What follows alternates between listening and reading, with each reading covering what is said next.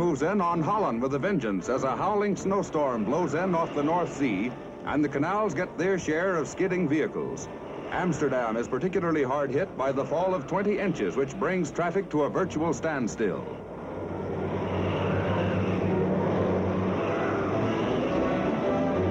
This should have a familiar look to anyone living in North America, but it seems it can happen in Holland too.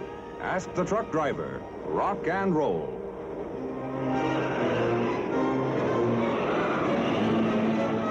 That Dutch snow is just as slick as the homegrown variety, and the cars in Holland are just as back-breaking to push as they are here. Even the doughty Dutch can't stall Old Man Winter.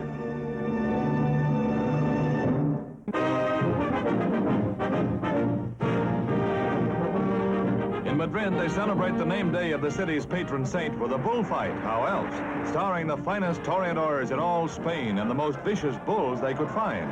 Antonio Vasquez is famed for his daringly close Veronicas with the cape.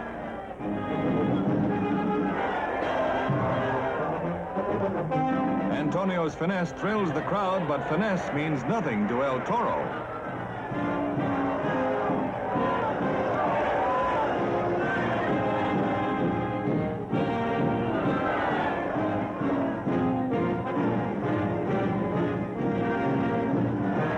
He's mad at anybody and everybody, man and beast.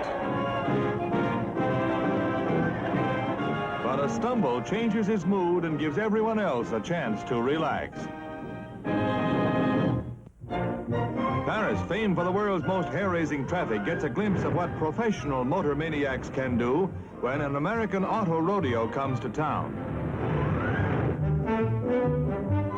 Obvious appeal to the fiery Gallic spirit. Here's a neat solution to a tricky traffic problem, but it's not recommended for the Rue de la Paix. Mayhem on four wheels, a sight that seems to delight audiences everywhere. Maybe Paris cab drivers have the same frustrations Americans do after spending so many days in snarled-up traffic and just get a kick out of seeing cars go smash. But it sure is fun.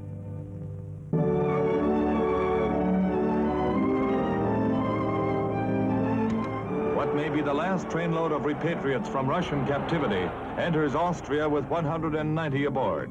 Among them, 45 women and 2 children, not prisoners of war, but private citizens, seized without cause or warning in many cases and imprisoned for years. A long time to be gone. Long enough for an infant son to grow into a young man.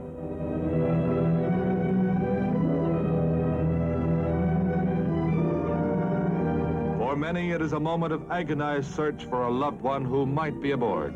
Desperate hopes are realized, sometimes.